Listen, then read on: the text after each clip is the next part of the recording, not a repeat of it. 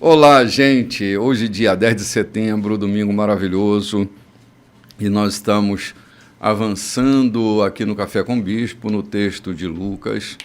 Tem sido um livro tão bom da gente ler, refletir, meditar, e quero chamar você para estar conosco esta manhã, a partir de agora, refletindo no capítulo 10. Foi aqui que nós paramos semana passada.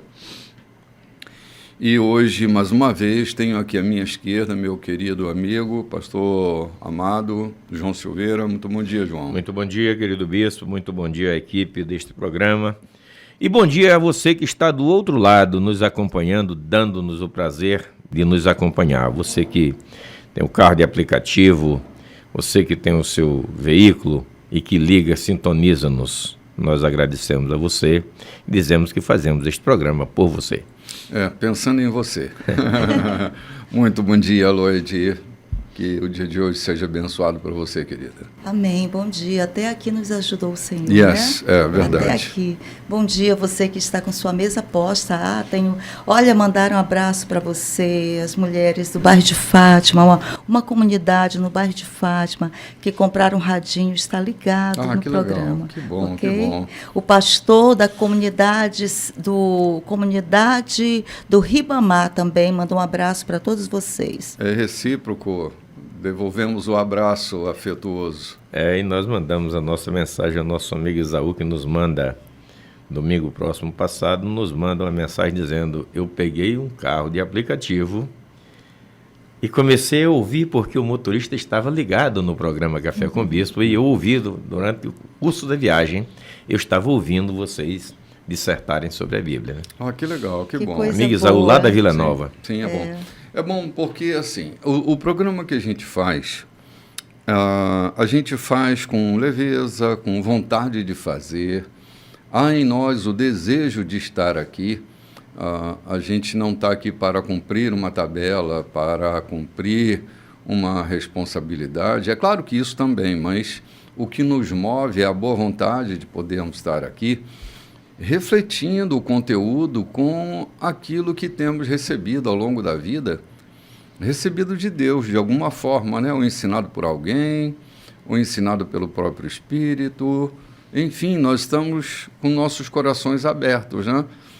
Procuramos não ser polêmicos para gerar atrito, tensão e confusão, mas a gente caminha com leveza pelo texto, sem fugir de qualquer assunto que apareça, né, João? Não estamos aqui para quebrar a tradição de ninguém, né? Aquilo que foi ouvido, apenas trazer clareza, conforme você acaba de dizer, o Espírito Santo nos traz à mente.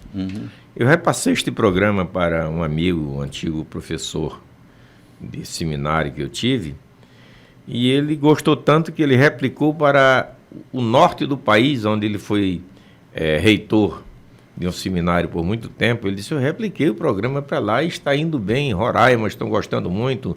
Até em Campinas, São Paulo, eu mandei para alguns amigos que são monitores de curso teológico, e estou mandando porque gostei muito da qualidade do programa.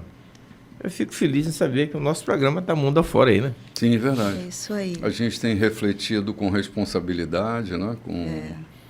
Com inteireza. Isso. E isso tem feito a diferença, né? E obrigado por você estar nos acompanhando agora de manhã também. É isso cedinho, mesmo. São 7 qualquer coisa, né? E deixamos o nosso abraço, né? Sim, Todo esse pessoal, o pastor Antônio da comunidade Vida, lá no Ribamar, o pastor Ribamar da igreja, da Convenção Batista. Que legal. São tantas pessoas que têm nos encontrado dizendo: olha, estou ligadinho em vocês. Que bom. Para a irmã Graça, que é líder de mulheres também, e ela tem uma igreja, Querigma, e ela também me mandou esse abraço para vocês. Que bacana. Nós enviamos também nosso abraço a todos vocês. E nós vamos já cair dentro do programa aqui, né, Loide? Sessão Abraços passou. E agora nós estamos aqui no capítulo 10, que será um capítulo interessante para a gente comentar, né? Aliás, todo o texto aqui é digno de comentários com a maior profundidade que a gente consegue ir, né? Não é que é toda a profundidade, mas até onde a gente consegue ir. Como a gente vai e vem todo ano, né? Todo ano a gente toca, então todo ano a gente está tirando mais uma cortina, avançando um pouco mais. Amém. Não é não, João? É que a Amém. Bíblia é como aquele poço. Quanto mais a gente puxa a água, mais clara, mais fria, ela vem de lá. Não sei se alguém já puxou água no poço de Cacimbão, quanto mais profundo você chega. Olha, quando se cava, eu fui do interior por muito tempo, vivi muito tempo, e cavando poços, vendo amigos, quando descobre a mina da água, quanto mais cava, mais água profunda e gostosa vai surgindo, né? Eu entendo que a Bíblia é dessa natureza, a proporção que você vai se aprofundando, você vai descobrindo coisas. Porque tinha maior clareza do que o Lucas escreveu. Escreveu com tanta clareza, e Deus nos está dando a possibilidade, dentro da clareza do Lucas, nós encontrarmos mais clareza para irmos clareando para muitas mentes. Para mim tem sido devastador a leitura, o comentário que fazemos aqui, porque que eu tenho aprendido, que tem aberto a minha mente, tem sido tremendo. Muito bem, nós vamos agora a um movimento novo. 70 homens estão numa missão fantástica, né? Uau! Eram 12, 70, 120, e aí a multidão, não é não? Coisa gloriosa, né? Gloriosa. Vamos lá, Lloyd. Vamos lá. Capítulo 10, né, meu bispo? Sim, exatamente. Capítulo 10, pegue a sua Bíblia. Eu sei que você já colocou aí diante de você o seu caderno, sua caneta, então podemos seguir. Depois disso, o Senhor selecionou 70 discípulos e enviou-os em duplas a todas as cidades e lugares que pretendia visitar, destacando a seriedade da tarefa. Uma colheita tão grande, tão poucos trabalhadores, portanto, de joelhos.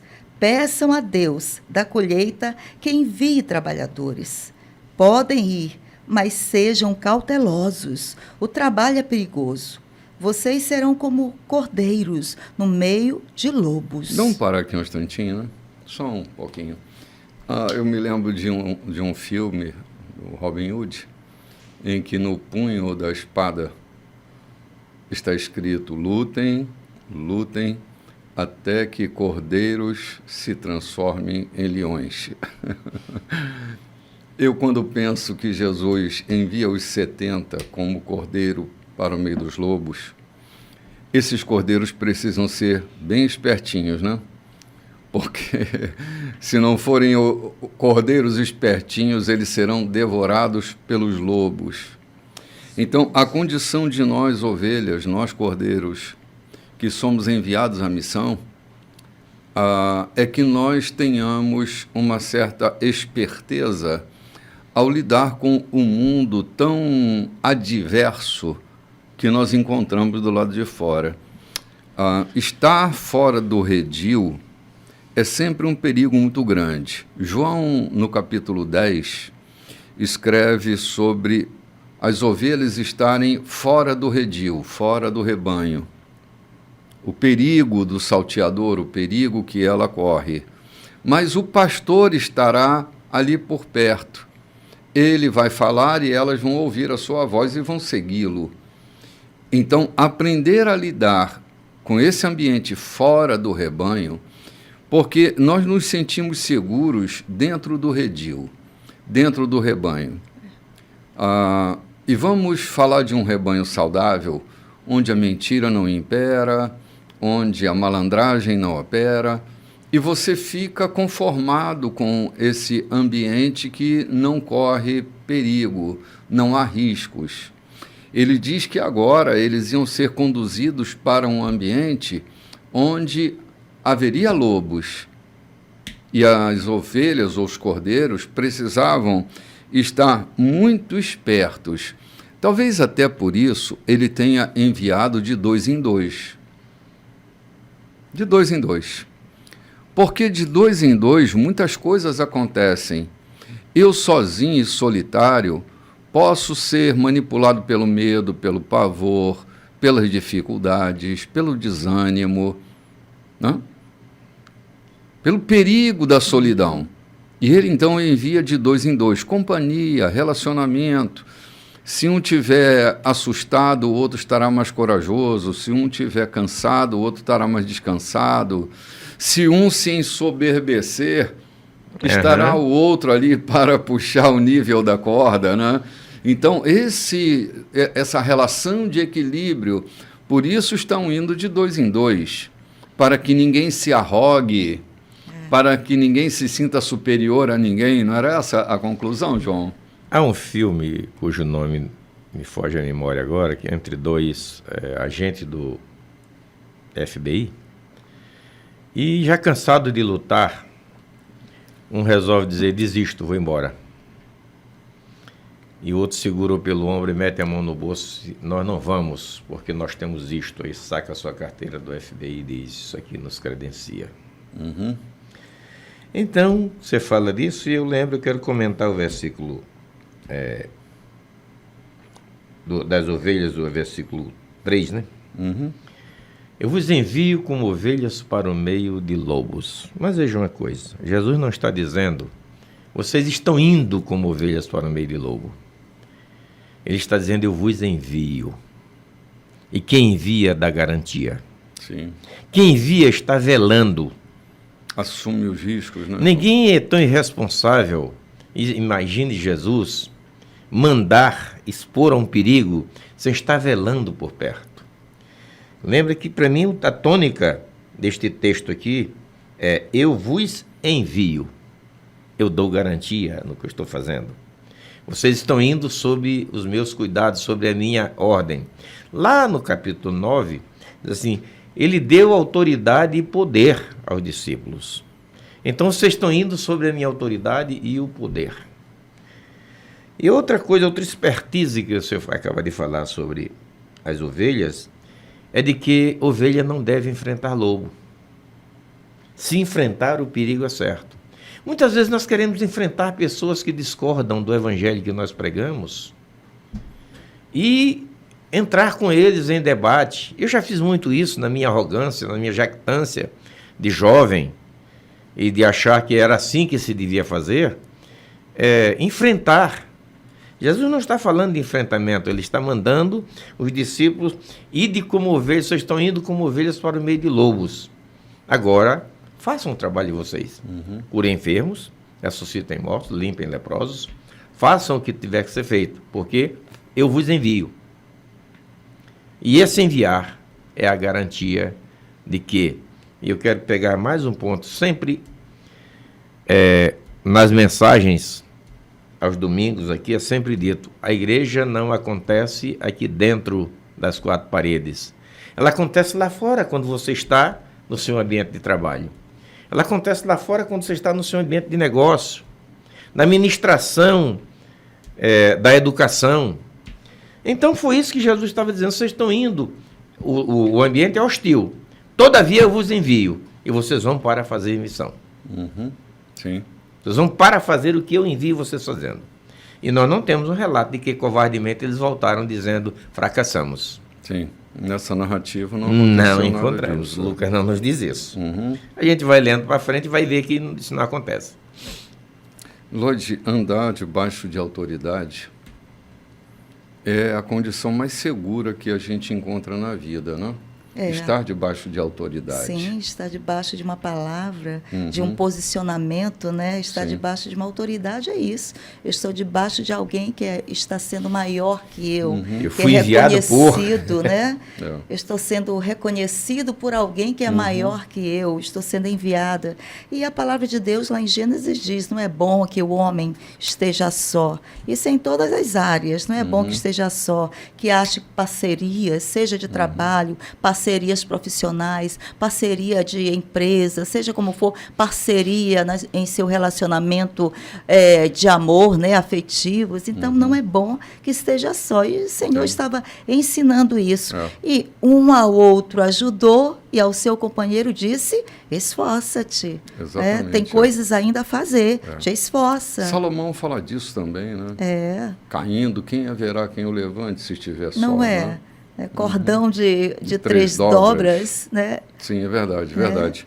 Gente, esse texto é um texto simples, mas é um texto que abre os nossos olhos para que a gente se encontre dentro de equipes saudáveis. Pode ser uma equipe de 2, mas as equipes, elas são importantes. Né? Essa coisa de solo, né, da carreira solo, no Evangelho, não é um bom caminho. Não é um bom caminho. Não. Se o próprio Jesus enviou de 2 em 2, por que eu insisto em ir sozinho? O que está conduzindo meu coração quando eu quero ir sozinho, né? É bom que seja 2. Faz bem para todo mundo, né? Então, a gente aprende a dividir opinião, né?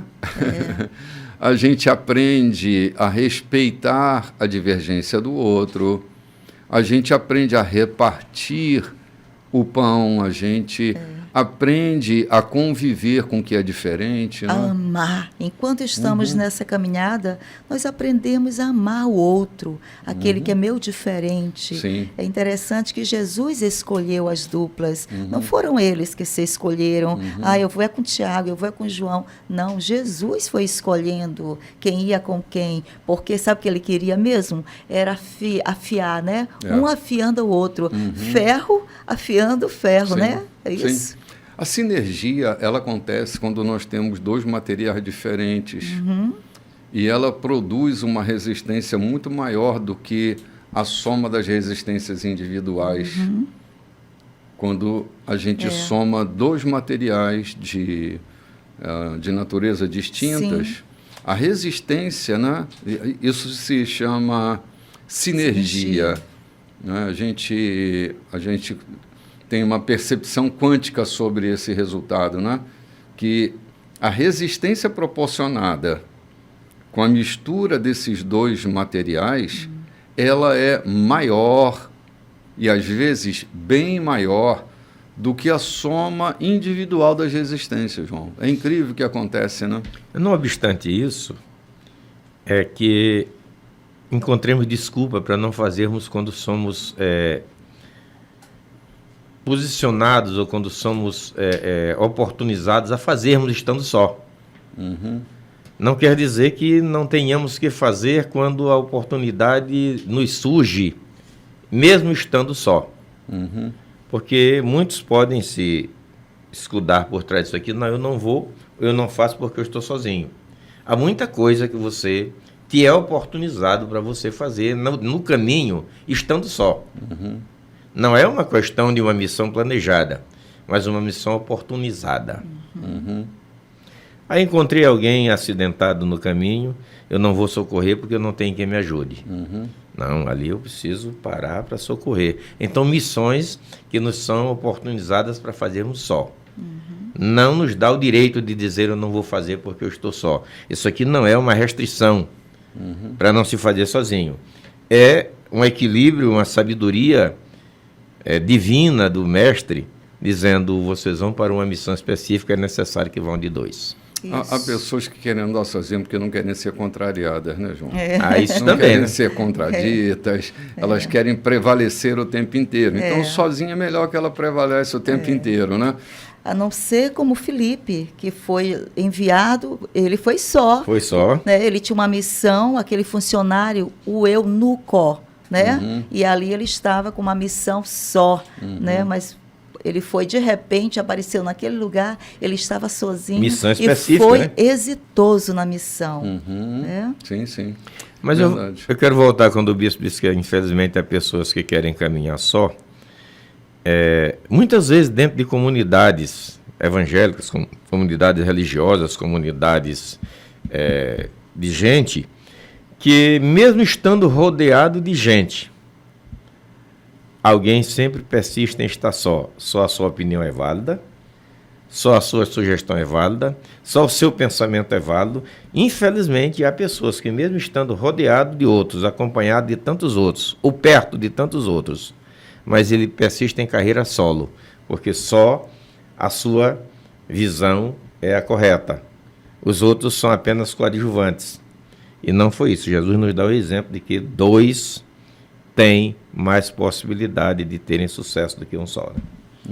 Interessante que cada um tem um temperamento, né? Temperamento, comportamento, mas algo que o Senhor pediu para todos: sejam cautelosos. Isso aqui ele pediu para todos: sejam cautelosos. O trabalho é perigoso. Vocês serão como cordeiros no meio de lobos. Então tem que ter muita cautela, né? Muito cuidado. E ser cauteloso é ser pessoas que sabem perceber, né? Que sejam espertas, perceptivas, observadoras, né? Muitas vezes até detalhista na missão, né? Saber ver onde é que há as oportunidades. Foi por isso que o Senhor disse: seja cauteloso, porque eles poderiam perceber ainda mais as oportunidades. Já pensou encontrarem-se com um fariseu? É que eu disse: enfrentamento. Ovelha não enfrenta lobo. Enfrentamento. Quanto tempo perderiam discutindo oralidade, discutindo tradição com o judeu, com o fariseu? Isso quer dizer que a missão não adiantaria, não ia. Veja que mais abaixo. Não perder tempo. Mais abaixo ele vai dizer: ninguém saúde pelo caminho. Ou seja, não perca tempo nessa missão, porque ela não é de perder tempo. Então, como disse, a cautela é de não enfrentamento. A cautela é de ter o cuidado de saber a missão que vai fazer especificamente, sem perder tempo com picuinhas, com discussões vagas, não porque eu conheço do Evangelho, eu sei isso. Não.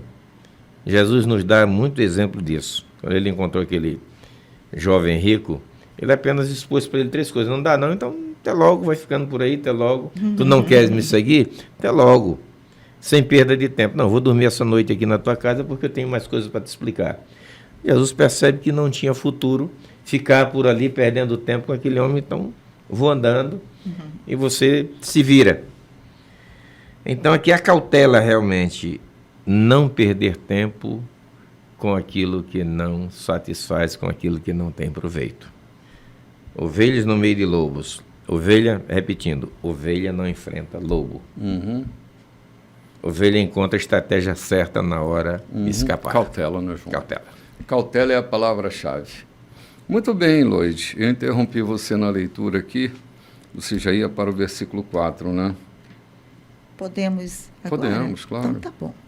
Levem pouca coisa, o mínimo necessário, nada de bagagem extra. Não percam tempo. Evitem conversas longas com aqueles que encontrarem pelo caminho. Vamos parar aqui um instantinho, mais uma vez, porque senão os espaços ficam muito grandes para a gente comentar, né? Não levem muita coisa, levem pouca coisa, o mínimo necessário. Nada de bagagem extra. Eu tenho pensado que às vezes a gente leva tanta bagagem extra. Uau. Não só na mala, João, mas também na mente. A gente vai para uma vida muito pesada quando as bagagens, não só da bolsa, mas as bagagens que a gente carrega na mente, elas são excessivas. E carregar bagagens excessivas, tanto na bolsa quanto na mente, gera muita lentidão no deslocamento. E a orientação de Jesus, é claro que ele não está falando bem dessas bagagens da mente, eu estou colocando aqui porque também são bagagens. Sim. E eu estou refletindo sobre Sim. isso. Às vezes a gente não leva uma bolsa cheia, mas leva a cabeça cheia de tanta coisa que vai fazendo com que a gente se torne lento no deslocamento pela vida fora. Então, assim, é só lembrando, né? Jesus lembrou da mala, mas eu estou lembrando da mente, que também deve ter coisa pouca, para que você não tenha preocupações excessivas, paralisantes, imobilizadoras, e faz com que a gente viva uma vida mais lenta e desnecessariamente lenta. Não é lenta por estratégia, é lenta porque a dificuldade de tomar uma decisão, ela passa pela elaboração de um terreno que está tão sobrecarregado que a gente não consegue avançar com rapidez, não consegue se reposicionar muito rápido. Então, A lembrança de Jesus é: não leve bagagem extra, não leve mesmo, nem na sua bolsa, nem na sua mente, para dificultar o caminho que você tem que encontrar aí pela frente. Né? Vá leve. Muitas vezes nós levamos a alma carregada com os nossos negócios, com as nossas preocupações com a família. Sim. E levamos bagagem extra que vai nos atrapalhar na caminhada. Sim, a gente vai tomar um cafezinho e volta já já comentando o texto. Então, gente, voltando aqui ao comentário que nós fizemos, Jesus ainda chega a dizer o seguinte para eles: evitem conversas longas com aqueles que encontrarem pelo caminho. É que gente que leva muita bagagem na cabeça adora uma conversa longa. Essa foi boa. É sim, cara. É tanta conversa, né? Quer derramar. Ele quer derramar as suas cargas. Sim, exatamente. Então, assim, é preciso ter muito cuidado para que a gente seja objetivo, principalmente numa missão tão objetiva quanto essa. Não se distrair, né, na missão.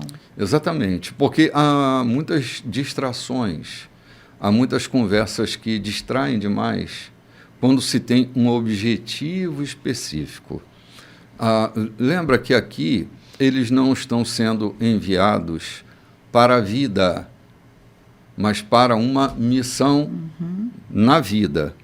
Nessa missão na vida, é preciso ter muita cautela para que a gente não fique detido em conversa sem fundamento, em prolongamentos desnecessários.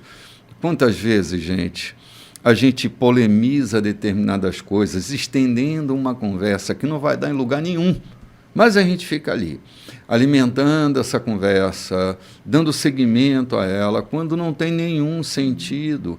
Outras vezes, Jesus já instruiu os discípulos para não estarem em conversas sem fundamento, né? Paulo instruiu sobre isso. É que às vezes a gente perde muito tempo com conversas que não têm absolutamente nada a ver com aquela missão específica que a gente está desenvolvendo, não é? Não é que a gente não deva jogar a conversa fora, não deva se distrair, mas numa missão específica, a gente precisa andar pela especificidade daquela missão e não estar distraído, né? Então, é uma missão muito direcionada que Jesus seleciona 70 homens, envia de 2 em 2, para que essa missão seja realizada. Então, era preciso eles seguirem alguns princípios para eles não se tornarem lentos na vida, né? O versículo 5 nos traz uma ordem específica que eu acho muito linda. Ao entrardes numa casa, dizei antes de tudo, paz esteja nesta casa. Como é gostoso, como é agradável quando você chega e é recebido numa casa com sorrisos, com alegria, porque os que estão lá sabem que você entrou com paz naquela casa. A sua presença irradia paz ali. E como é triste e como é dolorido a gente receber alguém dizendo: lá vem aquele chato, botar conversa ou conversar coisas, miolo de pote, coisas que não valem a pena. Ou vem com aquela chatice de crença, de religião. Quantas vezes eu já ouvi isso? Eu lembro que o pessoal lá na Baixada estava evangelizando na casa de um cidadão e ele disse: vou ver o que vocês querem, porque essa conversa de vocês está muito chata e eu preciso almoçar. Eu lembro muito bem disso. Lembro quem são os personagens que não convém citar aqui. Ou seja, chegar na hora do almoço, com aquela conversa chata, sem trazer uma paz, sem ser sentido a tua presença ali. A presença sentida é a presença de chatos tentando evangelizar ou converter alguém. Jesus diz aqui, chegando numa casa, primeira coisa, a paz esteja nesta casa. Não é apenas expressão de uma palavra, mas é o sentimento de que você está indo, levando paz no seu coração e deixando a paz no coração daqueles que lhe receberam. Entendo que a coisa caminha nessa direção. Sim, paz seja convosco. O texto continua, né, Lloyd? Sim, sim. Nós ficamos no... Eu li os 5. Os 5. Não, ele leu parte, leu todos os 5. Todos 5. Quando entrarem numa casa, cumprimentem a família com paz. Se a saudação for recebida, é um bom lugar para ficar. Se não for recebida, peguem-na de volta e saiam. Não forcem nenhuma solução. Ponto. Pronto. Ponto. Não faça nenhuma situação. Se a tua paz for recebida, esse é um bom lugar para você ficar. Houve correspondência. Receptividade. Se não, eu me lembro que, ainda jovem, eu fui fazer um treinamento com os evangelistas, uns caras muito eficientes na evangelização, e eles diziam assim: sair para evangelizar é como quem sai com uma cacimba de água fresca num dia de calor, perguntando a quem encontrar se tem sede. Se tem sede, dê água para beber. Se não tem sede, segue com sua cacimba. A tua missão é encontrar quem tem sede. Não é forçar, não é incomodar, é procurar quem tem sede. Por isso é que Jesus está dizendo: cara, você encontrou um bom lugar, se ao oferecer essa água, você encontrou gente sedenta, pare ali e estabeleça esse contato. É um bom lugar para ficar. Mas se a pessoa não tem sede, se ela não está interessada, se a paz que você estabelece não é uma paz recebida, então levanta, sacode a poeira, dá a volta por cima e segue em frente, sem aquele sentimento de frustração. Quando eu era menino e eu estava começando uma igreja num lugar que não tinha igreja. Era um lugar de manguezal. E eu saía de porta em porta, convidando as pessoas para virem participar do culto, né? Eu era um jovem pastor, tinha lá 25 anos, era um adolescente ainda. E aí, uma vez eu bati na casa de uma francesa, ela morava naquela região, e eu disse para ela: eu tenho uma boa notícia para lhe dar. E ela veio toda feliz, né? Ela veio toda feliz. E ela disse para mim: sim, qual é a boa notícia? Eu disse: Jesus deu a vida dele pela sua, querida. Aí ela disse: pega, Rex. Era o cachorro dela. E o cachorro partiu para cima. É que ele acabou fechando o portão, né? Mas ela ficou tão aborrecida comigo. E aí eu fiquei frustrado. Não segui a orientação de Jesus, né? Eu fiquei frustrado, aborrecido com a francesa. Essa foi engraçada. Eu fiquei aborrecido com a francesa que me desprezou, que me reprovou, né? Mas depois eu fiquei pensando: meu Deus, ela perdeu uma boa conversa, eu ia ter uma boa conversa com ela, né? Só não precisava amaldiçoar, como fizeram as minhas amigas lá no Vaticano, né? Precisava amaldiçoar o turco porque expulsou da loja, né? Não. Jesus não manda fazer isso. Ele diz: sacudir o pó das vossas sandálias e continuem, né? Não precisa se frustrar porque não foram recebidos, né? Muito bem, vamos lá, Lógico, desculpe aí.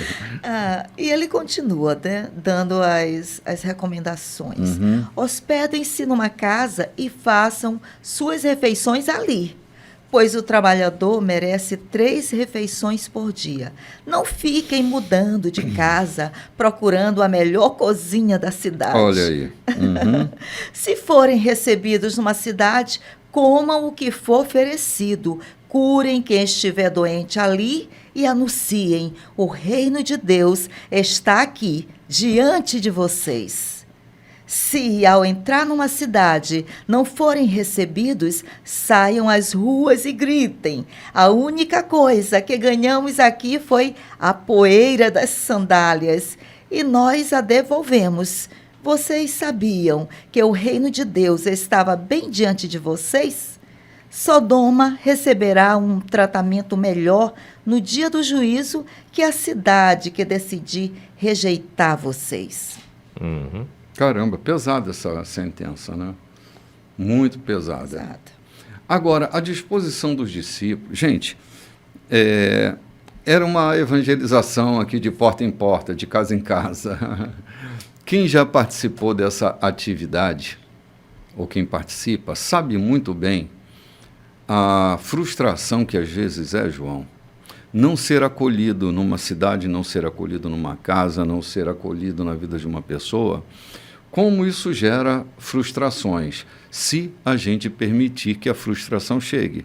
Jesus ensina a dar logo uma resposta. Levanta, sacode a poeira e dá a volta por cima. É assim, é não ficar criando cena. No programa passado, se eu não me engano, a gente falou sobre essa coisa de não fazer cena, né? Uhum. Não faça cena, cara. Para de ficar esquizofrenizando a fé, né? Coitado de mim, estão me perseguindo, e cuidado, tem alguém aí. Sabe? Não, cara, não façam cena. Simplesmente se mova. Saia dali. Não recebeu, não acolheu. Então não tem problema.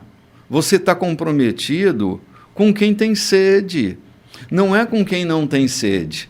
Não é criar um tumulto, não é criar uma cena qualquer, não é criar intrigas, é simplesmente não recebeu, o clima é hostil, desculpe, com licença, e vou embora. E perdeu muita coisa, né? Porque ele diz assim, comam o que for oferecido e curem quem estiver doente ali, né? Isso é muito legal, muito importante. Quer dizer, perdeu de ser curado, de receber o milagre, de receber o tratamento. Sim, o problema dos discípulos. É deles, né? Perdeu. E o reino de Deus estava bem ali. Estava bem diante de vocês, o reino de Deus. Jesus estava dando instruções pelas coisas plausíveis de acontecer, mas a gente passa por todos os evangelhos e só encontramos 3 rejeições de Jesus em lugares.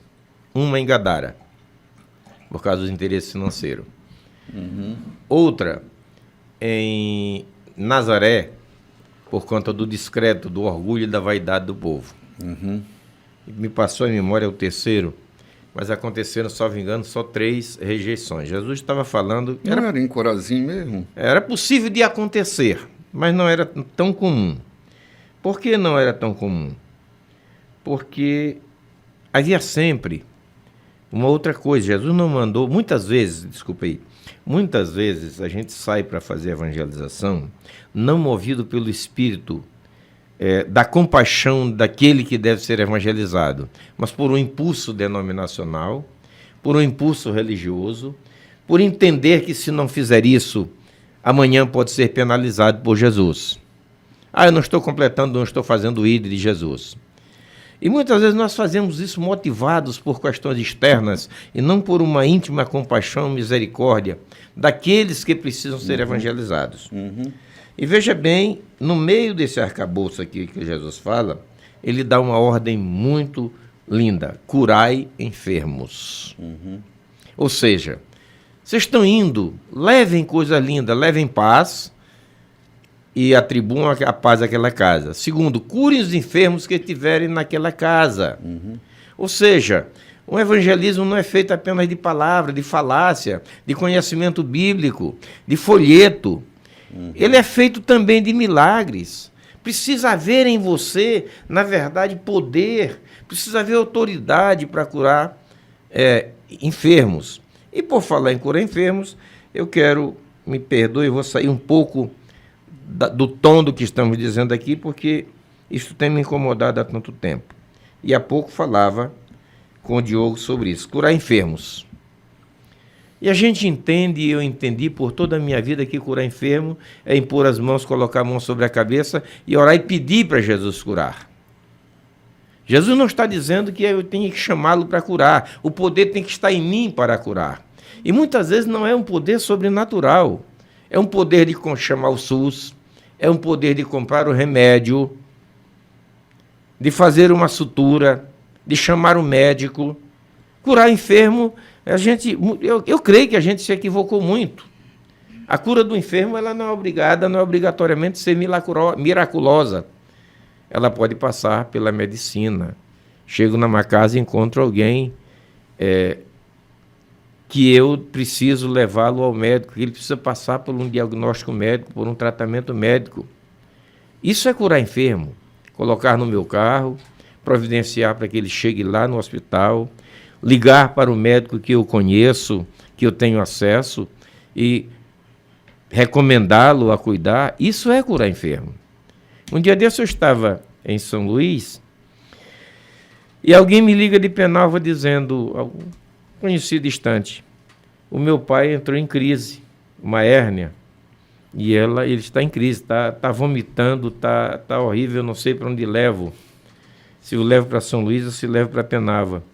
Imediatamente eu lembrei, disse, leve para Penalva que a minha filha está de plantão na cidade.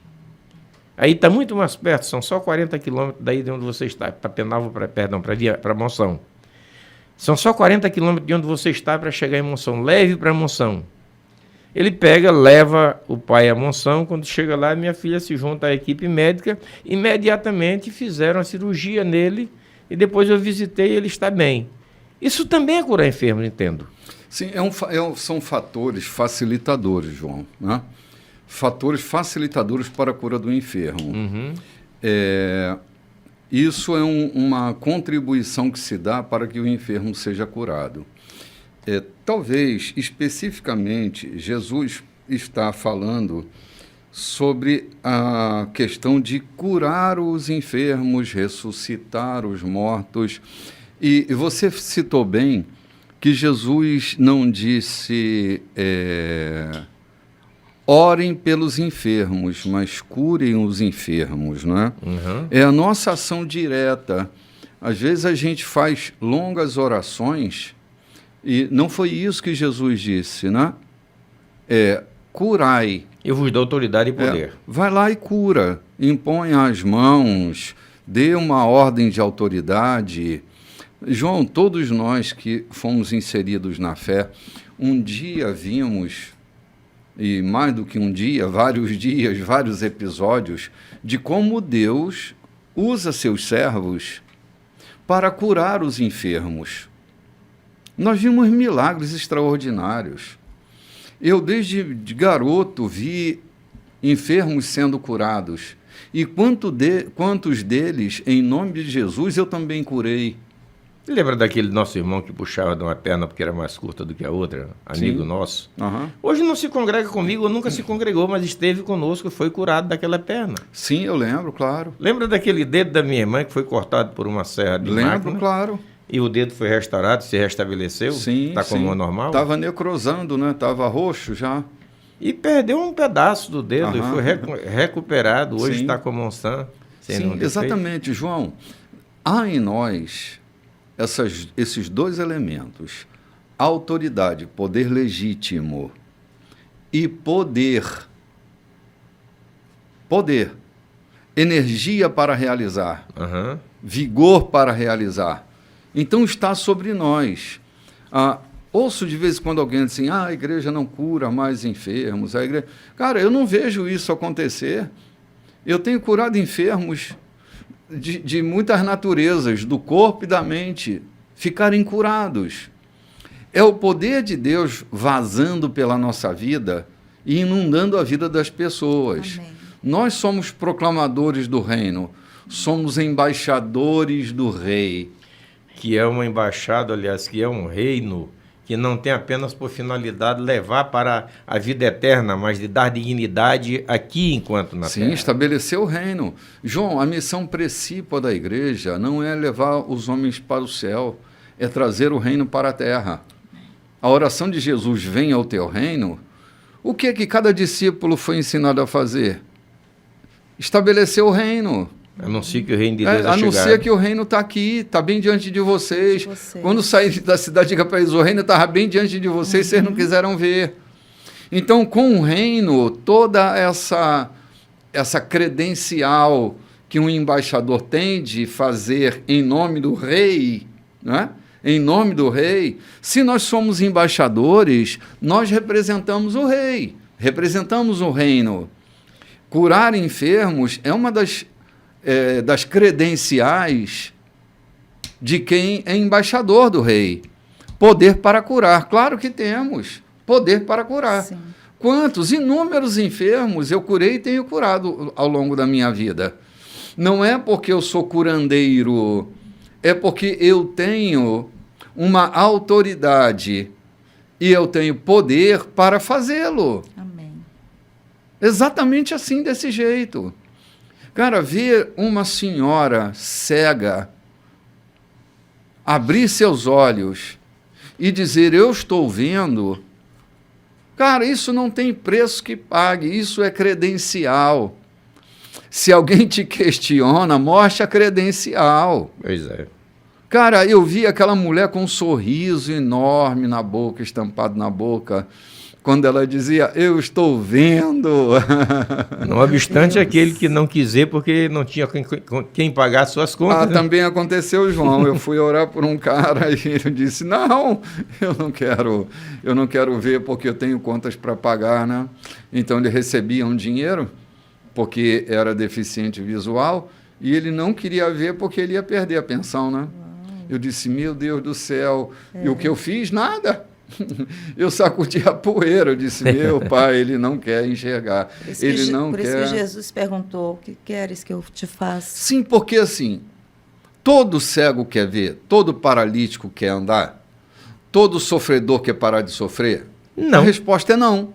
Não. Porque há uma vantagem secundária, um lucro secundário, que se deriva dessa condição. Então, eu não quero perder essa condição. Porque, assim, se eu vivo sofrendo e tenho o acolhimento de alguém, eu não quero perder esse acolhimento. Se eu paro de sofrer, eu perco o acolhimento. Então, mais importante para mim é o acolhimento que eu recebo do que o sofrimento que eu tenho dentro de mim, entendeu? Você foi tão fundo num texto que eu sempre costumo dizer, que há pessoas que se vitimizam. Claro, João. Para receber a misericórdia do outro, o olhar misericordioso. Que nem estão sofrendo, mas se fazem sofredor, porque são necessitados do acolhimento do outro. Sim. Se tão vitimizam. insuportável viver fora do olhar do outro que eu crio essa condição de vítima. Exatamente isso. Isso está lotado, a comunidade planetária está lotada de gente assim, né? Então, nem todo mundo que está sofrendo quer parar de sofrer. Até Freud, quem diz assim, antes de curar uma pessoa, certifique-se de que ela quer ser curada. Certifique-se. Porque eu, na maioria das vezes, tenho tentado me certificar. Porque há pessoas que preferem ficar ancoradas na doença delas do que serem curadas. Curadas, elas vão ter que tomar a sua cama, colocar na cabeça e andar. Autorresponsabilidade. Levanta, toma o teu leito e anda. E eu quero carregar meu leito, e eu quero andar. Então eu prefiro ficar deitado naquele leito, entendeu? Mas vamos lá. Castigo para Corazim, castigo para Betsaida. Se fosse concedida a Tiro e Sidom metade das oportunidades que vocês tiveram, elas estariam de joelho há muito tempo, arrependidas, clamando por misericórdia. Tiro e Sidom serão tratadas com menos rigor que vocês no dia do juízo. E você, Cafarnaum, acha que será promovida ao céu? Pense bem. Você está descendo a ladeira para o inferno. Quem ouvir vocês está me ouvindo. Quem os rejeitar está me rejeitando. E me rejeitar é o mesmo que rejeitar Deus, que me enviou. Depois disso, os 70 voltaram eufóricos. Senhor, até os demônios se submetem por causa do teu nome. Jesus disse, eu sei. Vi a queda de Satanás. Parecia um raio caindo do céu. Perceberam o que dei a vocês? É um salvo-conduto para caminhar no meio de serpentes e escorpiões e uma proteção contra qualquer ataque do inimigo. Ninguém pode pôr as mãos em vocês, mas o grande trunfo não está na autoridade de vocês sobre o mal, e sim na autoridade, na presença de Deus em vocês. Alegrem-se não com o que vocês fazem para Deus, mas com o que Deus faz por vocês. Ok, vamos dar uma paradinha aqui. Muito lindo, né? Lindo, lindo, lindo. A gente vai comentar logo depois do intervalo comercial, mas é um texto recheado de coisas preciosas que nós precisamos estar atentos, né? Porque Jesus vai dar a eles aqui instruções muito preciosas. Mas vamos ali tomar um cafezinho e a gente volta já já.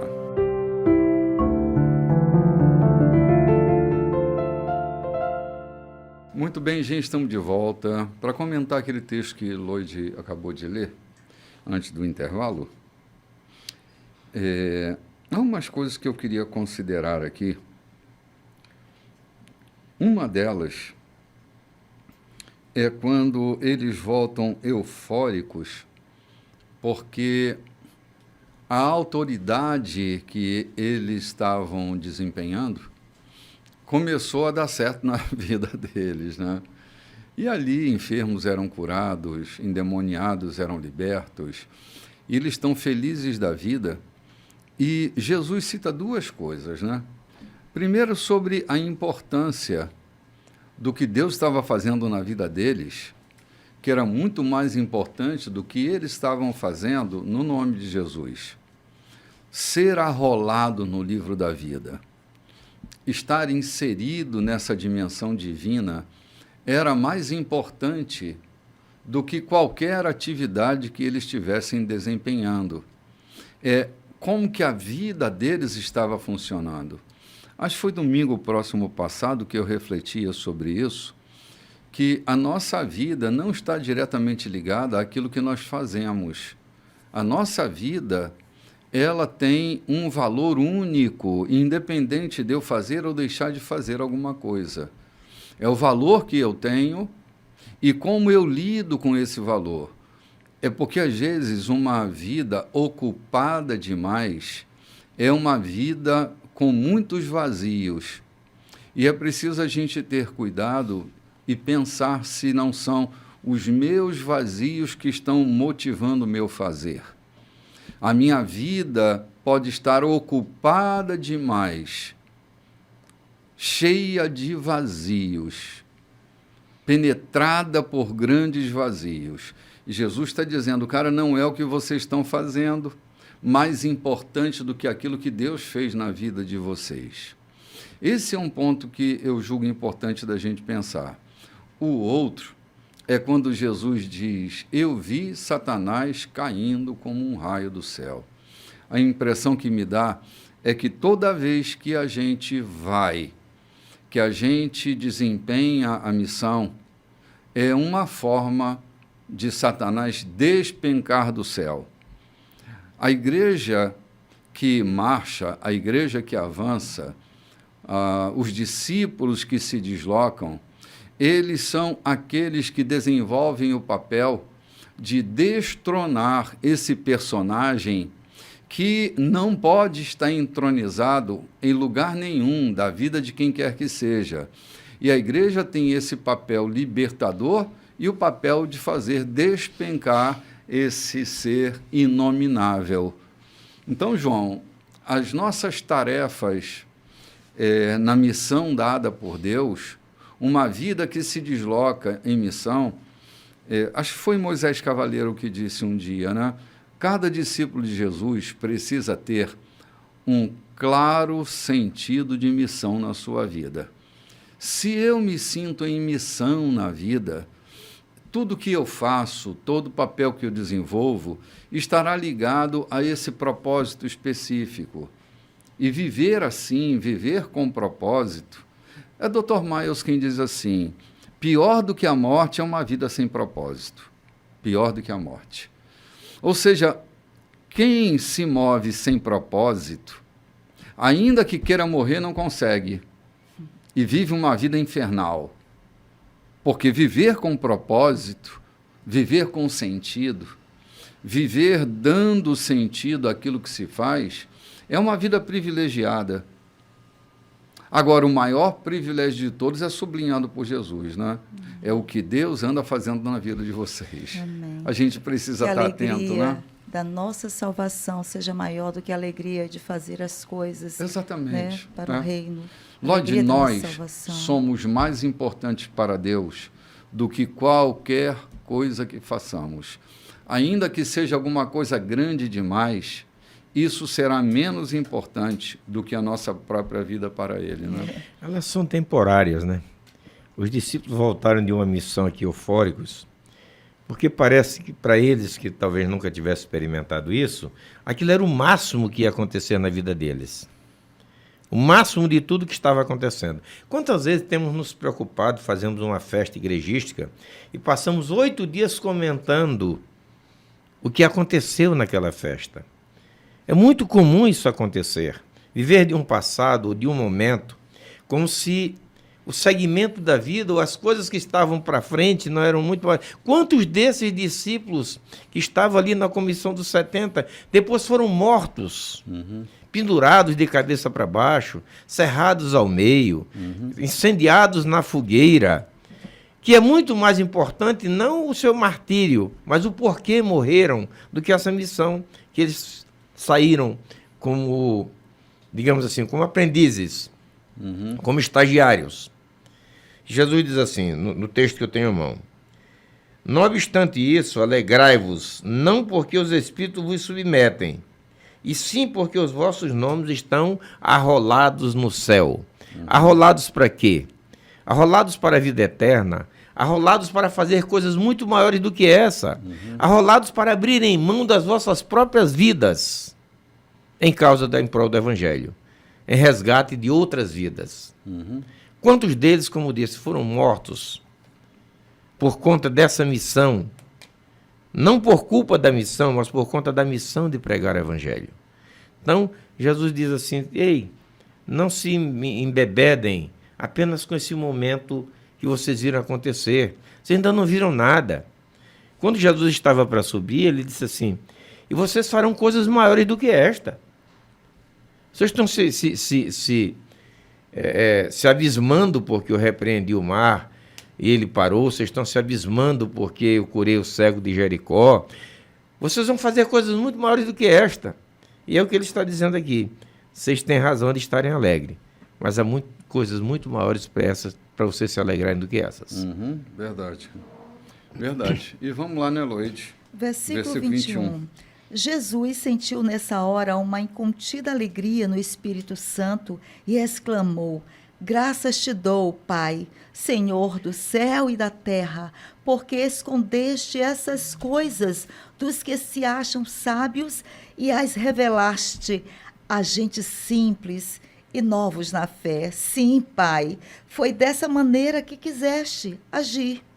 Meu Pai, tudo me concedeu. Só o Pai sabe quem é o Filho e só o Filho sabe quem é o Pai. O Filho pode apresentar o Pai a quem quiser. Dirigindo-se aos discípulos, em particular, disse: abençoados são os olhos que veem o que vocês estão vendo. Muitos profetas e reis teriam dado a vida para ver o que estão vendo e ouvir o que vocês estão ouvindo, mas não tiveram essa oportunidade. Muito bem, caramba. Esse momento revelador, porque os discípulos estavam vendo coisas e ouvindo coisas que ouvidos e olhos desejaram ver e não conseguiram ver, nem ouvidos ouvir. Jesus dizia coisas que... eu ainda quero voltar um bocadinho lá para o alto daquela montanha, quando Moisés e Elias aparecem, que Deus diz para eles: aí está o meu filho amado, a ele ouvi, deem ouvidos ao que ele tem para dizer. Ora, ele está falando com Moisés e está falando com Elias. Ele está falando com os dois personagens mais importantes da antiga aliança, a lei e os profetas. Elias representando os profetas e Moisés representando a lei. e ele diz: o que ele tem para dizer, vocês ainda não ouviram. Precisam aprender com ele. Então, Jesus estava dizendo coisas que Moisés precisava ouvir e que Elias precisava ouvir. Do programa passado, eu estava dizendo que não basta estar na Bíblia, tem que estar em Jesus. Lembrem-se, irmãos, eu não sei se criei alguma irritação em alguém, mas só para explicar, nós somos cristãos, nós somos discípulos de Jesus. E tudo que está em Jesus precisa ser imitado por nós. Até a maneira com que ele lê Moisés e que ele lê Elias. E olha que ele já leu Moisés e ele já leu Elias e expôs para os discípulos que estava escrito. E em todas as vezes que ele leu Moisés e leu Elias, ele disse: sou eu. Eles estão falando sobre mim. Lembra aquele lenga-lenga com os fariseus? Que ele diz: rapaz, vocês estão... lendo a Bíblia sem saber o que estão fazendo. Sem saber o que estão fazendo. A Bíblia fala de mim, vocês não estão nem conseguindo me considerar. Eu sou a Escritura, eu sou de quem a Escritura está falando. Vocês leem e não entendem. Não entendem porque vocês não me discernem. Porque as Escrituras estão falando de mim.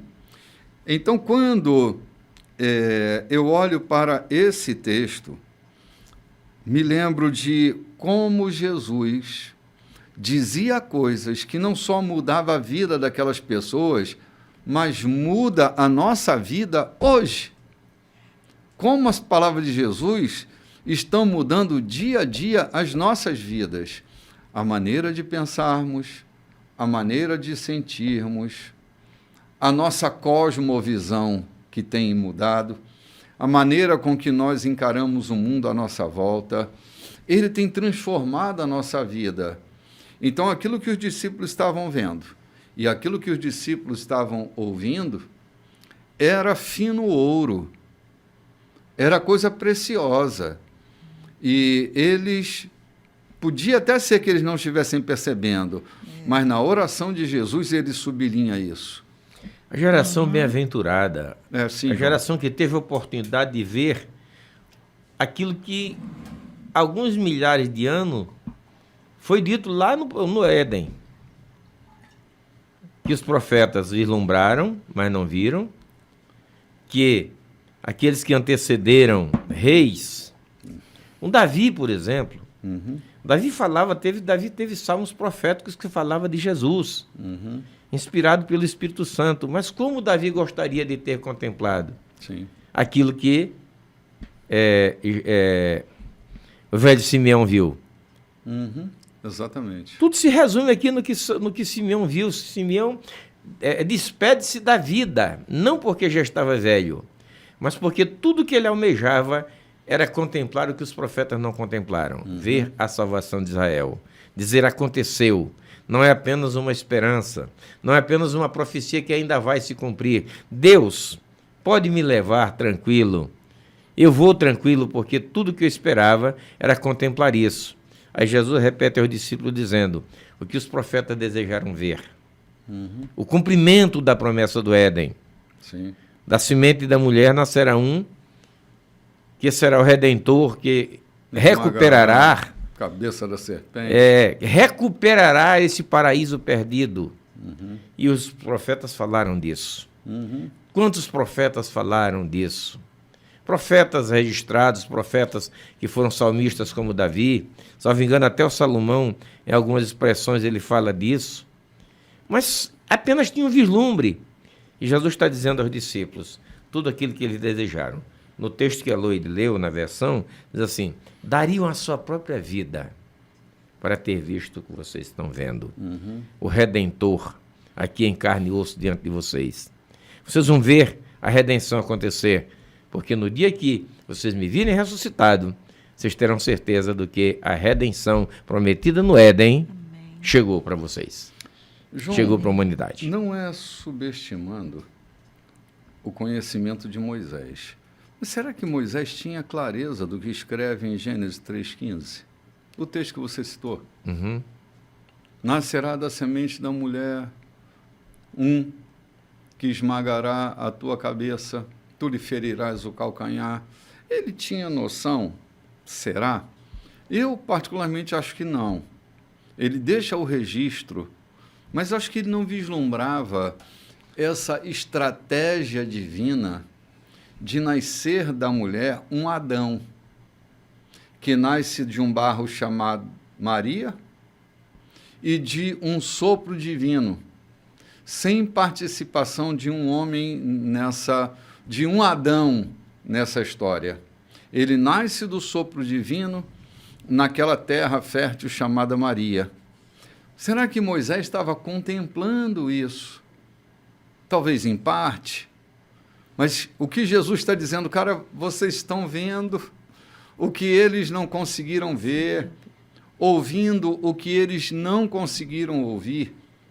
É uma geração bem-aventurada, uma geração feliz, uma geração de gente que está tendo um contato que eles anelavam por ter e não conseguiram ter. Muito embora foram consolados por terem tido a oportunidade de falar, de se referir sobre isso, né?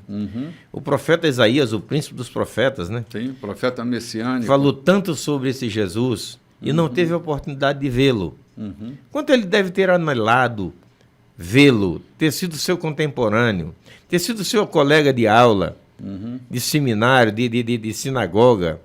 Quanto ele pode ter anelado, ter desejado isso?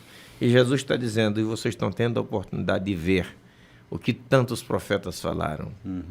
De Moisés a Isaías. E vocês estão rejeitando. Ai de ti, Corazim, porque esteve diante de ti o Redentor. E você não fez pouco, e você fez pouco caso. Sim, o reino estava aí na sua Ai porta. de ti, Betsaida, porque o reino chegou aqui. O príncipe do reino esteve na tua porta, falou com vocês e você não deu atenção.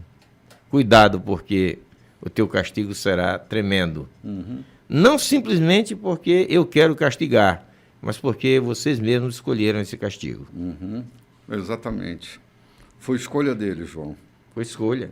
E nós estamos seguindo aí, né, Eloide? Quer fazer algum comentário? Não, bem, as reflexões, os comentários são assim, profundos, tremendos, e eu tenho certeza que o nosso ouvinte está satisfeito com essa escola, com esse aprendizado, porque é maravilhoso. Eu estou aqui impactada, estou lendo o texto e lendo novamente, enquanto vocês estão fazendo os comentários, estou relendo, né, porque é muita coisa nesse texto maravilhosa. E quando o Senhor diz aqui, Cafarnaum, você acha que você vai ser promovida ao céu?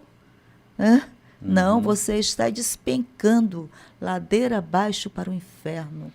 Aquela coisa da gente achar, né? A gente acha alguma coisa, eu sou alguma coisa, a minha igreja é alguma coisa, o meu título é alguma coisa, porque eu sou nascido dessa forma, numa família nobre, eu sou alguma coisa. Aí o Senhor diz, você pensa, Cafarnaum, né? Que você vai ser promovida ao céu, você está despencando. Né, que Cafarnaum era a cidade onde Jesus passava boa parte do tempo. Justamente, por isso que ele diz, você acha que você vai ser promovida porque eu era de lá, porque eu passei maior parte da minha vida lá, e você acha que eu sou próximo, que você tem alguma intimidade comigo? Segundo os com historiadores, o Senhor dos senhores. Você entende? Jesus, ele faz essas coisas assim, a gente tem que refletir. O que ele quer dizer com isso? Você acha que você vai ser promovida ao céu? Né? Nesse sentido. O que ele quer dizer com isso? Primeiro, Cafarnaum era a sede do ministério de Jesus, né? Sim. O que ele quer dizer com isso é que o meu ministério pastoral, em fazer tantas coisas eclesiásticas dentro da igreja, não me leva ao direito de dizer, por ser pastor, cuidar de uma igreja, que eu tenha acesso ao céu, ao céu, nem às bênçãos de Deus. É isso que ele está dizendo a Cafarnaum. É isso. Tu é a sede do reino, tu é a sede do ministério, do meu ministério. Mas não imaginas que isso te dará direito a alguma coisa celestial. Como eu disse, o sermão que eu faço, as prédicas que eu faço, que pode delirar multidões, que pode curar enfermos, ressuscitar mortos, limpar leprosos, que eu posso ter uma igreja com milhares e milhares de seguidores, posso ter um ministério com milhares e milhares de crentes espalhados por aí. Nada disso me dá o direito de me fazer subir aos céus, a não ser a redenção por Cristo Jesus, o nosso Senhor. Não é o que eu faço mesmo, né? Só lembrando que é em Cafarnaum que Jesus faz um discurso dentro da sinagoga que talvez seja o discurso dele que mais me sacode por dentro. É que é lá em Cafarnaum, numa comunidade de judeus, dentro de uma sinagoga, ele diz: quem comer a minha carne e beber do meu sangue tem a vida eterna e eu ressuscitarei. É João quem faz esse registro, e é ali mesmo que ele diz assim: quem de mim se alimenta, por mim viverá. Um discurso próximo do canibalismo. Um discurso próximo de um grande conflito na cabeça deles. É uma fala antropofágica que sacode todos aqueles judeus preconceituosos. E ele assume esse discurso corajoso. Falar que o pão é seu corpo e o cálice é seu sangue é produzir um escândalo na cabeça daqueles que estavam ali. Jesus está sacudindo eles, está propondo o escavamento de um buraco mais profundo, de arrancar uma camada a mais da cortina, de se aprofundar um pouco mais. Jesus se mostra em Cafarnaum um operador da verdade divina sem dar muitos rodeios. Então, Cafarnaum era a cidade onde Jesus se abriu até para morar lá. Não é. Todavia, essa não era garantia, como você sustentou. Você essa acha não que era você vai garantia ser de coisa promovida ao nenhuma. céu por isso? Sim. Incrível. Foi lá que Jesus fez o mais célebre sermão da sua vida, lá onde ele iniciou os seus sermões, foi na concha acústica de Cafarnaum. Mesmo assim, ele está dizendo: isso não te dá direito à glória eterna.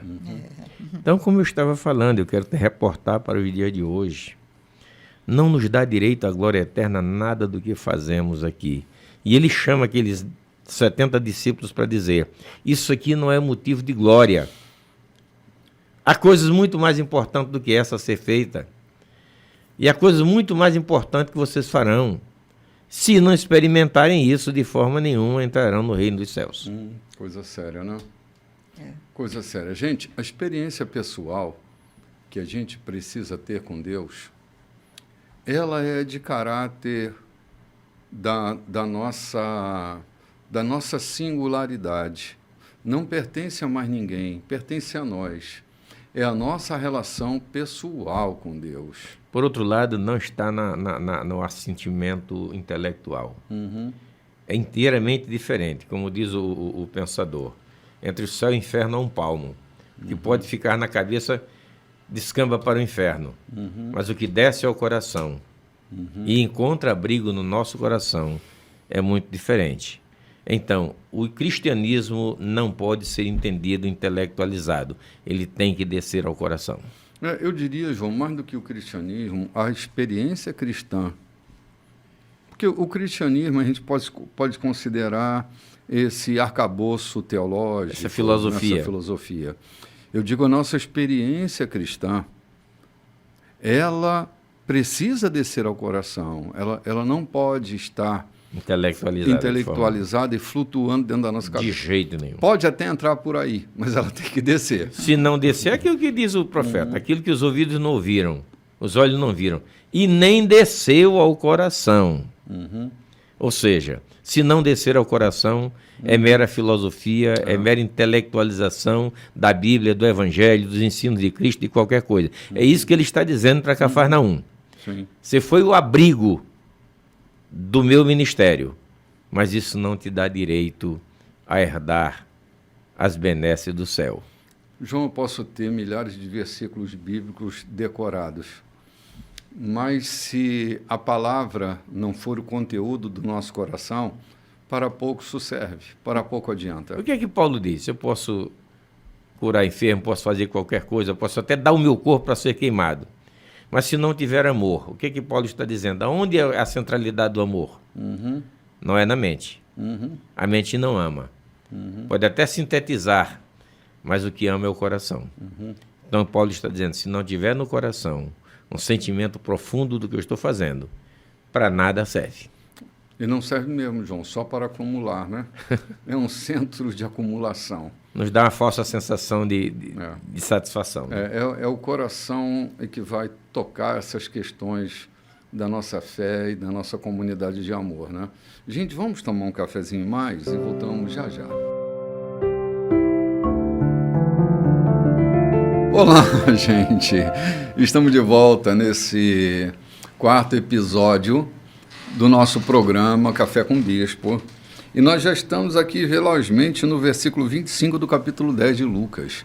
Você que está nos acompanhando ou chegando agora, só para te posicionar, nós estamos aí discutindo, discorrendo, pensando o livro de Lucas, e nós estamos aqui no capítulo 10, indo para o versículo 25 desse capítulo. E é bom que você esteja aí para nos fazer companhia, e obrigado pela sua companhia. Sei que é um direito seu estar ou não estar aí, mas o fato de estar nos alegra muito, e nós vamos juntos nessa jornada hoje, dia 10 de setembro. O mês está correndo, os anos estão velozes, né? Parece que eu nasci ontem, mas já tem tanto tempo que eu nasci. Outro dia, João, eu estava pensando... Outro dia já tinha bem uns 10 anos, cara. Eu acho que a gente vai chegando a uma idade que 10 anos é outro dia, né? 20 anos atrás foi ontem, né? E acho que eu sou bem avesso a esse pensamento sobre o tempo. Cada dia que eu descubro que passou, é cada alegria que eu tenho em ter vivido. Cada vez que alguém diz, ei, os teus cabelos estão da cor da tua camisa, eu folgo de alegria e dizer, poxa, eu vivi para embranquecer os meus cabelos. Então, para mim, isso é honroso. Cada dia que passa, poxa, hoje já é 10 do mês, para mim isso é muita alegria. Eu já sobrevivi até hoje, ou vivi, eu não sobrevivo, eu vivo até hoje. Então, para mim isso é majestoso. Sim, verdade. É indizível. Outro dia eu estava brincando com meus netinhos e disse, vovô, tu tá muito velhinho, tu tá calvo e velhinho. Aí eu me liguei na representação do Espaço para Idoso, que é uma figura com uma bengalinha na mão. Gente, o tempo passa e a experiência que a gente vai adquirindo, ela é tão boa. Os anos que eu já vivi, João, foram anos tão bons, não querendo arrancar uma página da minha agenda. Tanto os momentos bons quanto os momentos ruins, os momentos em que eu me senti traído, os momentos em que eu me senti ultrajado, os momentos em que eu me senti humilhado, todos os momentos que eu guardo com muito respeito, porque eles construíram o homem que eu tenho me tornado. Isso aí. Foi assim, o que Deus usou como material para me fazer amadurecer, para me fazer ver a vida com mais humildade, com mais humanidade.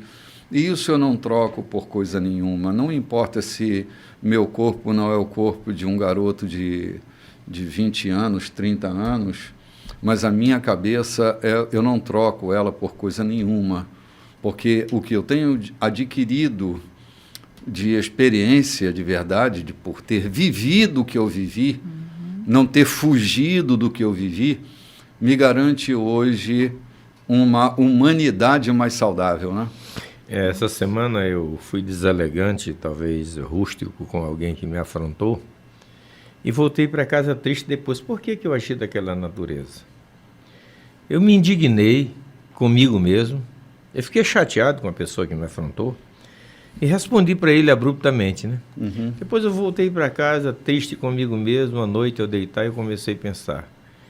Foi ruim? Foi.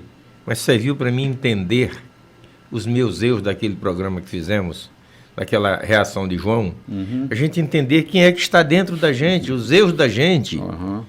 E eu parei para ver, gente, isso aí me incomodou, mas está me servindo para me analisar quem é que está dentro de mim, quem fala mais alto dentro de mim, se é o meu eu ou Cristo que vive em mim. Eu entendi, será que ele não estava ali naquela hora? Ou eu preciso me acomodar e fazer como João, importa que ele cresça, né? Sobressaia e eu esteja aqui cá. E para mim foi incomodante, mas ao mesmo tempo foi reflexivo. Por outro lado, foi por questão de propriedade. Eu fui entender que valor estou dando à propriedade que eu tenho. Ouvindo a mensagem do domingo próximo passado, eu fui refletir também sobre isso. Que valor? Por que eu estou respondendo abruptamente para alguém que me reclamou de uma atitude que tomei na minha própria propriedade? Então o valor que eu estou dando à propriedade é acima do indivíduo que me afronta. Sim. E aí eu fui pensar naquele texto que eu li também no domingo próximo passado. Se confessarmos os nossos pecados, ele é fiel e justo para nos perdoar, ou temos comunhão uns com os outros. Ter comunhão uns com os outros é muito importante, e é mais importante que ter propriedade.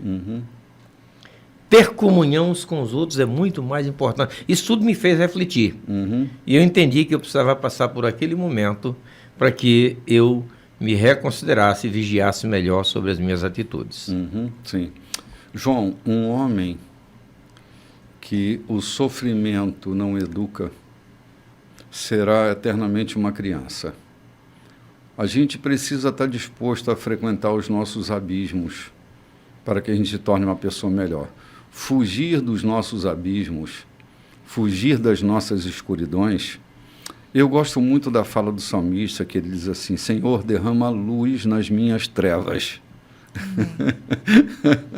Há tanta escuridão em nós que, se não for iluminada, e se Deus não as iluminar, é possível que eu viva a vida inteira escondido nessa escuridão. É o lugar perfeito da gente se esconder. A gente até cria, talvez, dentro da gente, um quarto específico para colocar essas escuridões. Reserva das nossas escuridões. Elas precisam ser iluminadas. Exatamente, trazidas afora. Para fora, para que o nosso eu seja revelado. A gente falou muito sobre João, né? Aquele João apóstolo do amor, quando o seu eu se revela e ele quer tocar fogo nos samaritanos. Não é que João fosse uma pessoa ruim ou não entendesse. É que a nossa humanidade muitas vezes precisa ser revelada de fato e a gente decline daquele impulso humano. Sim, sim. É isso aí. E nós vamos caminhando aqui, versículo 25, né, Loide? Versículo 25, com uma pergunta muito importante. Aqui um homem que decidiu perguntar a Jesus. E essa pergunta é muito importante, pastor João. Só um instante, eu queria especificar quem era esse homem, qual era a posição desse homem. Sim. Para que a gente lê aqui e entender, porque no meu texto aqui dá uma qualidade para ele. Não era uma pessoa comum. Não, ainda vou ler ainda o texto. Isso. Tá? Posso ler aí depois o senhor comente? Não, fica à vontade. Tá aqui, é isso, tá eu certo. só queria a gente... Naquele momento, para testar Jesus, um líder religioso lhe perguntou: Mestre, o que preciso fazer para ter a vida eterna? Ele respondeu: o que está escrito na lei de Deus? Como você a interpreta? Ele disse: ame o Senhor seu Deus com toda a paixão, toda a fé, toda a inteligência e todas as forças, e ame o próximo como a você mesmo. Boa resposta, disse Jesus. Faça isso e viverá. Querendo fugir da resposta, ele perguntou: como saber quem é o próximo? Jesus respondeu com uma história. Certa vez, um homem viajava de Jerusalém para Jericó. No caminho, foi atacado por ladrões. Eles o espancaram e fugiram com suas roupas, deixando-o quase morto. Pouco depois, um sacerdote passou por aquela estrada, mas quando viu o homem, esquivou-se e simplesmente foi para o outro lado. Em seguida, surgiu um religioso levita. Ele também evitou o homem ferido. Um samaritano que viajava por aquela estrada aproximou-se do ferido. Quando viu o estado do homem, sentiu muita pena dele. Aplicou ao ferimento os primeiros socorros, desinfetando os ferimentos e fazendo alguns curativos. Pôs o homem sobre o jumento em que viajava, levou-o até a pensão. Na manhã seguinte, entregou 2 moedas de prata ao dono da pensão e disse: cuide bem dele. Se custar mais, ponha na minha conta. Pago quando voltar. O que você acha? Qual dos 3 é o próximo do homem atacado pelos ladrões? Aquele que o tratou com bondade, respondeu o líder religioso. Jesus concluiu: faça a mesma coisa. Ok. Olha o que acontece. Era um líder religioso. Já devia saber a lição. A escritura estava bem ali, o tempo todo. E ainda no beabá das instruções, ele vai arguir a Jesus, e ele vai continuar arguindo a Jesus, tentando escapar da resposta, né? Outro dia eu fiz uma live cujo tema era Quem é o meu próximo? E eu dizia que nem sempre aquele que dorme ao nosso lado na cama é necessariamente o nosso próximo. Porque eu citava um texto que diz assim: há amigos que são mais chegados que um irmão. O meu próximo é aquele que eu ouso me aproximar e deixar-me aproximar. Aquele que eu conecto o meu coração. Aquele que eu reconheço como alguém que eu posso interferir na vida dele. Essa parábola do samaritano estabelece 3 personagens que passa fisicamente próximo da pessoa, mas não aproxima essa pessoa do coração dele. É o samaritano que desce da sua montaria, é o samaritano que faz um investimento por alguém que ele gera importância para a vida dele. Era alguém que não era amigo dele, não era da família dele, mas que ele decide ser o próximo dele. Quando a gente tem alguém que é próximo da gente, a gente faz investimentos de muitas naturezas. E esse samaritano da história de Jesus mostra qual é a condição que um ser humano precisa ter para amar o próximo como a si mesmo. E o samaritano é um improvável, né? É o improvável. É porque aquele cidadão atacado provavelmente era um judeu, que era, por conseguinte, inimigo do samaritano, né? O samaritano não era inimigo dos judeus, mas os judeus eram inimigos. Lá no poço, a gente percebe a mulher dizendo: os judeus não querem aproximação com os samaritanos. Os judeus não queriam aproximação. Talvez a coisa, se fosse um judeu, não se aproximava do samaritano. Todavia, o Jesus está querendo dizer, o que está mostrando ali, é que a compaixão independe da cor religiosa, independe do credo religioso. Jesus fala aqui de 2 personagens. Quem eram os 2 personagens? Um pastor e um cantor. Nos dias de hoje. Um sacerdote, o chefe da religião judaica, o levita, aquele que cuidava do templo, aquele que fazia louvor no templo. Todos 2 ligados à religião. Todos 2 ligados à religião. Aquilo que a gente falou no bloco passado. Não é religiosidade que a gente leva a lugar nenhum, né? Passaram distante desse homem. Mas, só aproveitando aqui que já estou com a fala, alguém nos classifica essa parábola com 3 temas, ou com 3 qualidades de pessoa. Aquele que diz: o que é teu é meu, nem que eu tenha que tomar a força. O que diz: o que é meu é teu, desde que tu me recompenses. E o que diz: o que é meu é teu, independente de tu teres para me pagar em volta. É o assaltante: o que é teu é meu, te tomo mesmo que seja força. o dono da estalagem, da enfermaria. Bem, o que eu tenho aqui eu posso pôr à tua disposição desde que tu me retribuas. E o samaritano diz, o que é meu é daquele que necessitar, sem retribuição nenhuma. Uhum. João, eu acho impressionante como que o samaritano age nessa situação. Ele, quando chega à hospedaria e entrega esse homem ferido, esse homem que está precisando de socorro, ele entrega, deixa um investimento e diz, quando eu voltar, eu te pago tudo que você gastou. Eu vou te reembolsar. Ele colocou, de fato, o coração nessa pessoa. Ele começou a colocar o coração, sabe onde? Onde ele coloca o ferido na sua própria montaria e vai de pés. Sim. Entendeu? Sim. Quantas vezes tentamos evitar um acidentado de socorrer no nosso carro porque vai sujar o banco do carro novo? Uhum. Não é verdade? É verdade, sim. Uhum. Quantas vezes não socorremos alguém que está na estrada, um acidente aconteceu, um está ferido, é responsabilidade do SAMU, mas o que está ali angustiado é responsabilidade nossa de ficar dando suporte para o sobrevivente que está ali com o trauma, e nós não fazemos porque nós temos um encontro de negócios ou temos um culto a pregar, ou somos cantores, temos os nossos CDs já foram para na frente, e nós temos um compromisso, não podemos perder o nosso tempo, porque vamos falhar com o compromisso que temos. João, o despautério que às vezes a gente usa de botar um plástico no carro, né, um adesivo, este carro pertence ao Senhor Jesus. Se bem que eu nunca mais vi isso, ainda bem, né? Não, acho que a gente bateu muito. Então, assim, o cara sai da igreja, os irmãos estão lá no ponto de ônibus, vão para o mesmo bairro, mas não abre a porta para dar uma carona, né?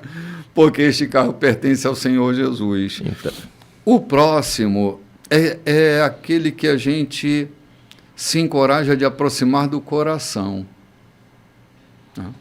Então, assim, eu preciso transformar meus filhos nos meus próximos, meu cônjuge no meu próximo, porque pode não ser. O que eu estou te dizendo aqui é que a proximidade física não torna o outro meu próximo. Uhum. Porque todos os três passaram pelo mesmo caminho, viram a mesma pessoa, e parece que ele foi próximo de um só, do samaritano.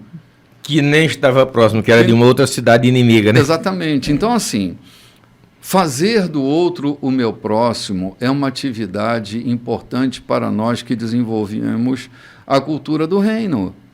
Então, assim, eu estou próximo fisicamente, mas eu tenho aproximado o meu coração.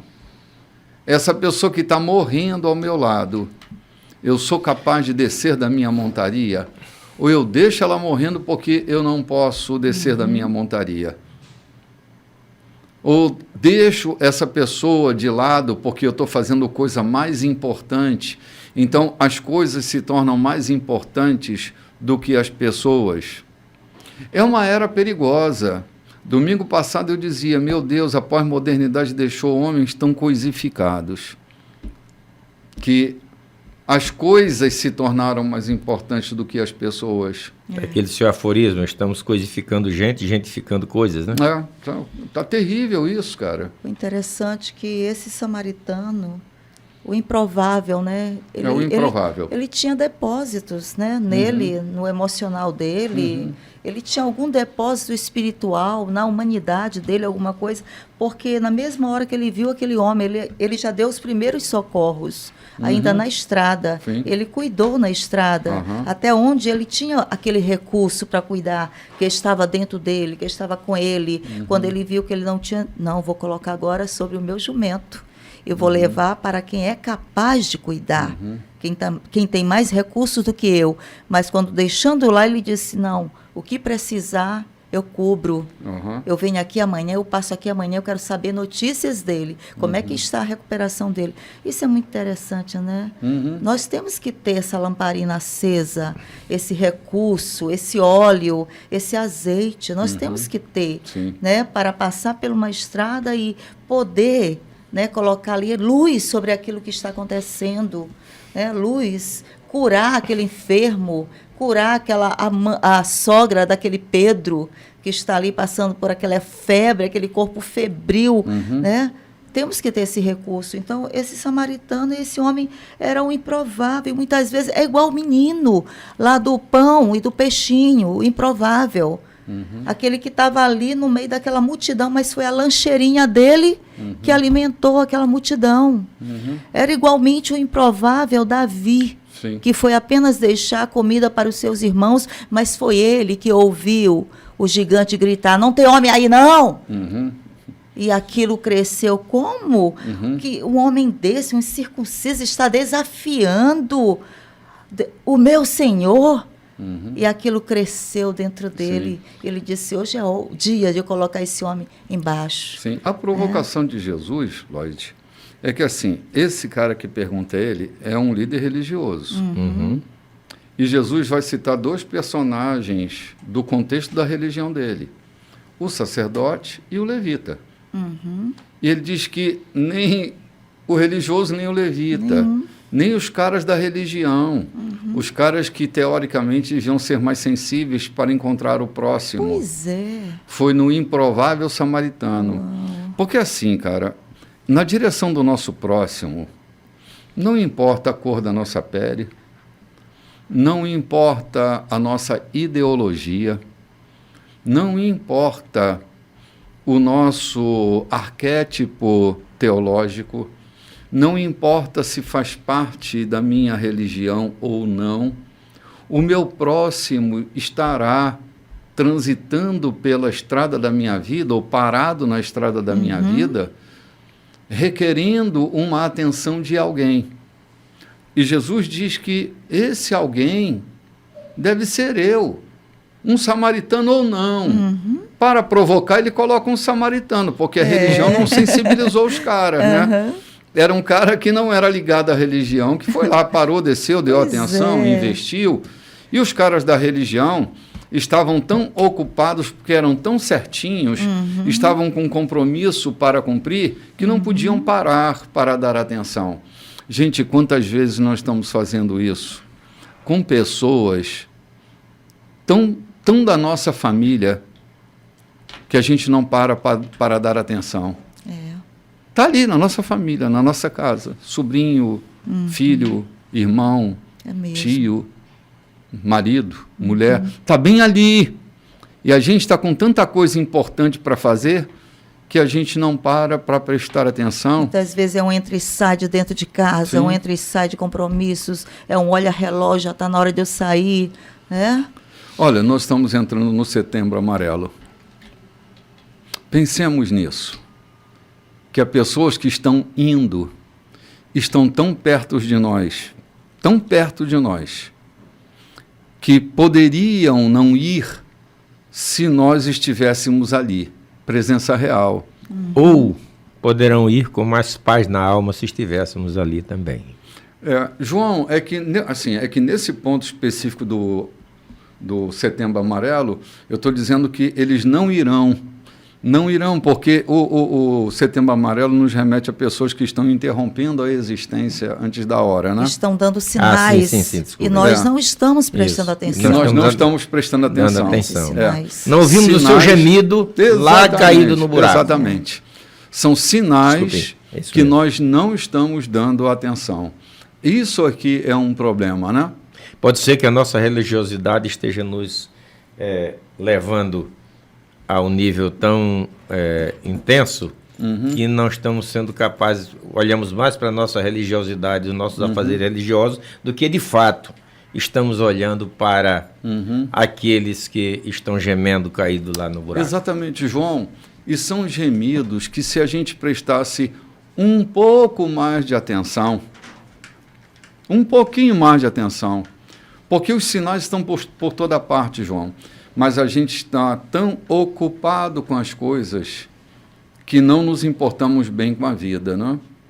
Eu dizia domingo que essa coisa de a gente estar muito ocupado na vida pode ser um sinal de que nós estamos buscando tampar o vazio, e não estamos vivendo. Uma pessoa que se diz está ocupada demais,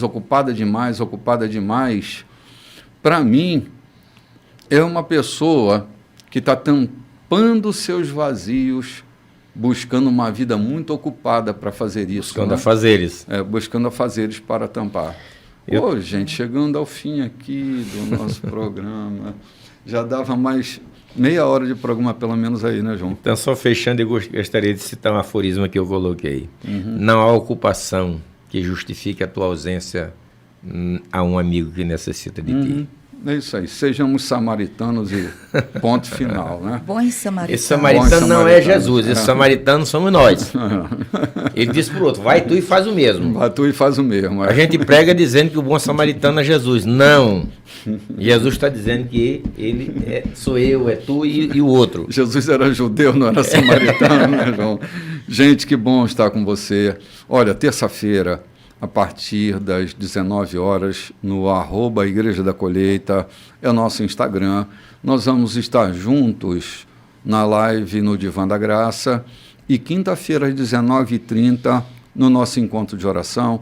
Nós esperamos por você. Até logo mais, às 18h30, quando estaremos aqui para mais um Culto das Águias. Forte abraço em todos vocês. Shalom, meus queridos. Shalom.